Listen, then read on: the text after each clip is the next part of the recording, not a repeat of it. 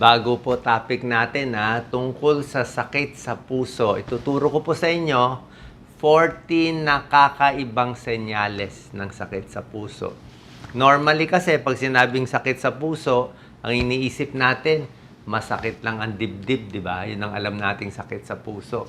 Pero meron palang mga skin signs. Sa balat lang natin, posible makita kung may sakit sa puso. So bilang internist, cardiologist, ito po linya natin. Pakita ko muna yung mga usual signs na alam ninyo. Yung mga chest pain at minsan tumataas yung sakit sa kaliwang kamay, sa neck, yan, alam niyo na yan. Minsan laging pagod, baka may heart failure, hinihimatay, mahina tibok ng puso, palpitation, irregular heartbeat, yan ang mga sign ng sakit sa puso. Pawis na pawis, malapot ng pawis, ibig sabihin mahina minsan ang puso. Hinihingal, possible din yan. Konting lakad lang, hingal na. So ito yung mga usual na alam nyong signs, diba? Pero ngayon, meron tayong 14 na kakaibang signs. Tingnan natin yan. Number 1, pagmamanas. Okay? Pag may nagmamanas, ganyan, maraming causes. Okay? Hindi naman lahat ng pagmamanas masama. Ang pinaka hindi delikado na pagmamanas, yung dependent edema, yung mga medyo may edad na, edad 50, 60, 70, meron ng mga varicose veins, kaya sa hapon, mas manas. Pwede yon yung mga baka sales lady o security guard, lagi nakatayo, lagi nakaupo, pwede magmanas. Yun ang hindi naman delikado, tataas lang pa. Pero merong pagmamanas na mas masama. Pwedeng heart failure, mahina ang puso, kaya nagmamanas. Pwede rin kidney failure, may sira ang kidneys. Pwede rin liver failure. Okay? Pero yung liver failure, usually, tiyan muna lumalaki.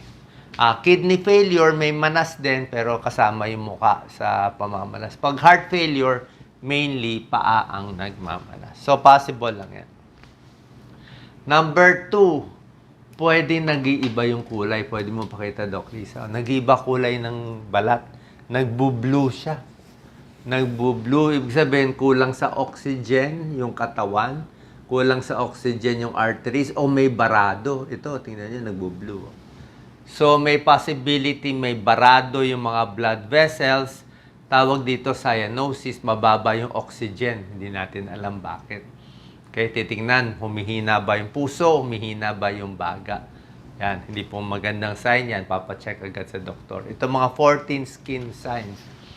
Ito po, Doc Lisa, pwede mo focus konti. Medyo hindi rin to magandang sign. Yung parang may net. Nakita niyo ba? Parang may net yung balat natin. Yan, no? Net to. Net-like, no? So, minsan, pwede mangyari yan pag nilalamig ka.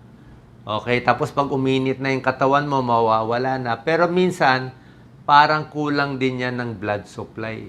Pwede rin. O pwedeng may bara sa cholesterol, pwede rin yan. O bumababa yung blood pressure, pwede rin yan. Isabihin, may diferensya sa daloy ng dugo. Kaya nga yung balat, nakita nyo, nag-iiba, nag-net-net.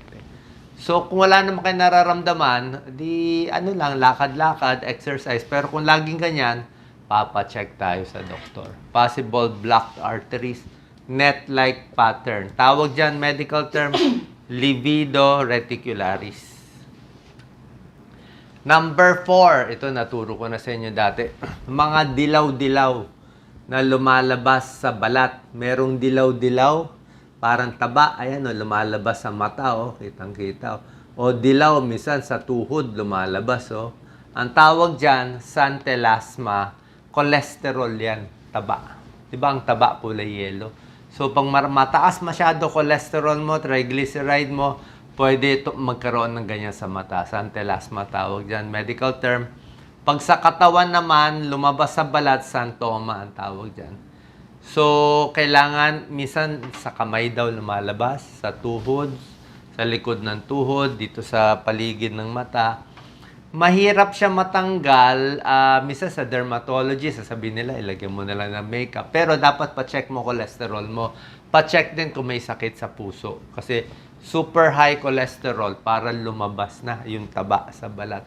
So, hindi lang puso na babalot sa taba, hindi lang liver, fatty liver na babalot sa taba, hindi lang tiyan lumalaki sa taba, pati pala sa balat, lumalabas na yung taba. Ito medyo iba to. May bump sa katawan. Okay? Eruptive xanthomatosis. Pero makikita nyo, yung bump niya may dilaw-dilaw. Oh. Ayan, oh, may wax. So, may dilaw-dilaw sa dulo ng bump. Hindi lang siya rash na mapula-pula. Meron siyang dilaw-dilaw-dilaw. Ibig sabihin, may taba din dyan. So, pwede ring high cholesterol to, high cholesterol or diabetes. Okay, check mo cholesterol level, triglyceride level. Kung mataas, gagamutin kasi lumabas din sa balat. Okay, pero ito, iba itsura. Yung kanina, itsura, ganyan, sambuo eh. Ito, hiwalay-hiwalay. Ito po, yung lagi ko tinuturo, clubbing. Okay?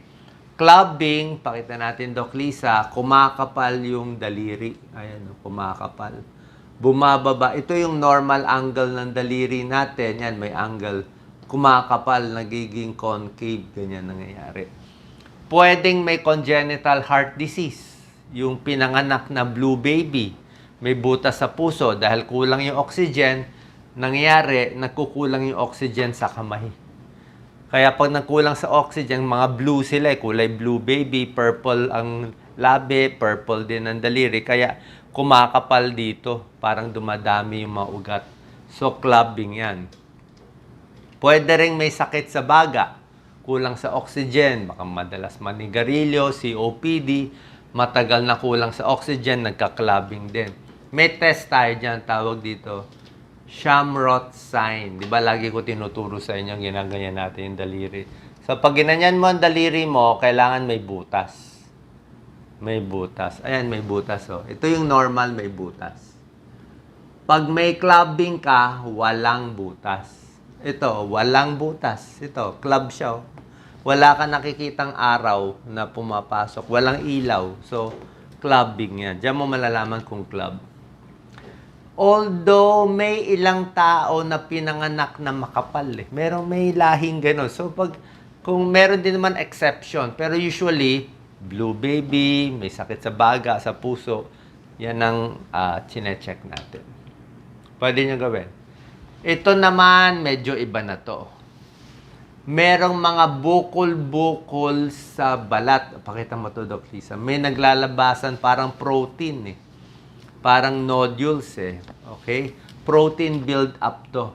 May isang sakit, nagkakaroon ng ganyang nodule sa buong katawan, amyloidosis ang tawag dito.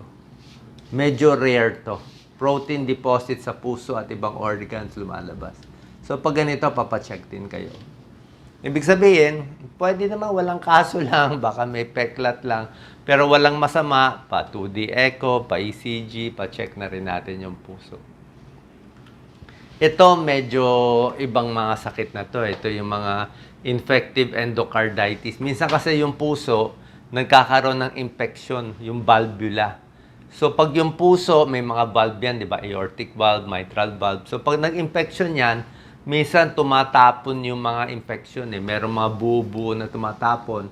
Kaya nagkakaroon ng dugo-dugo dito. Ayan o, tingnan nyo. Yan ang sign o. May mga parang linya-linya. Ayan o. Parang nasugat, pero ang daming sugat o. Splinter hemorrhages. Sign of infective endocarditis. Papado 2D echo, lalo na kung may lagnat. Titingnan natin maigi. Pwede rin naman nabunggo ka. Pag nabunggo yung paa mo, pwede. Pero pag nabunggo, isa lang dapat eh. Ito, halos lahat eh. Tsaka yan ang marami. Ito, merong masakit na bukol-bukol din sa daliri ng paa. Okay? Sign din to ng infective endocarditis. Ito yung mga inaaral ng mga medical students. Sa exam lagi to, Osler nodes eh. Siya nag-invento, si William Osler. Siya nakadiscover ng mga 1898, mga ganyan. Na-discover niya yan. So, pag may ganitong bukol, nakita niya, uy, may infection sa puso. Osler nodes, bukol-bukol sa paa. Ito naman, medyo may brownish discoloration. Ito, actually, medyo hindi. Parang may sugat-sugat siya. Parang may dugo-dugo siya. Ayan eh. Heart infection, infective endocarditis. Pang-exam din to, Janeway lesions ang tawag dyan. So, kung meron kayo makikita kakaiba sa paan nyo o sa kamay ninyo, papacheck din yung puso kasi skin sign to ng heart disease. Ito, mapula, pakita mo, Doc Lisa. Common to sa Pilipinas eh. Ano, rheumatic fever yan. Common yan. Sa US, halos wala ng rheumatic fever. Ayan o. Erythema marginatum. Parang rash na paikot to. Malaki siya. Minsan nagkakaroon to mga bata eh. Okay? Paano nangyayari ito? Unang-una, na sore throat. Diba? Isip natin sore throat, wala. Ako, bata ako, madalas ako ma-sore throat. Pero ang sore throat pala, hindi pwedeng pabayaan. Ang mga tonsil na mamaga, may nana, yung mga bata, yung mga nakikinig sa atin, yung mga may tonsil, kailangan gagamutin ng antibiotic 7 to 10 days. Oras na hindi mo gamutin yung tonsillitis na bacterial ng 7 to 10 days antibiotics, pag hindi nagamot, may maliit na tsansa. Hindi naman lagi, pero sa Pilipinas kasi wala nang gamutan ng antibiotics. Hinahayaan lang mga batang mahirap na may tonsils eh. May tsansa pumunta sa puso yung infection dito sa tonsil. Pag lumipat sa puso, nasisira yung valvula sa puso, mitral valve, aortic valve. Pag nasira yan, heart failure na yung bata, o operahan na yung bata, pipila na sa heart center hanggang hirap na lumaki. Minsan hindi na humahaba ang buhay. Bakit? Kasi yung tonsils hindi ginamot nung nanay, nung bata pa yung bata. Hindi nabigyan ng antibiotic. Nagka-rheumatic fever, naging rheumatic heart disease, ito yung isang sign niya. Naglalabas sa balat. Erythema marginatum. May lagnat, masakit ang arthritis, bata pa, sumasakit ang kasukasuan, may lagnat at may ganitong lumalabas. Rheumatic fever.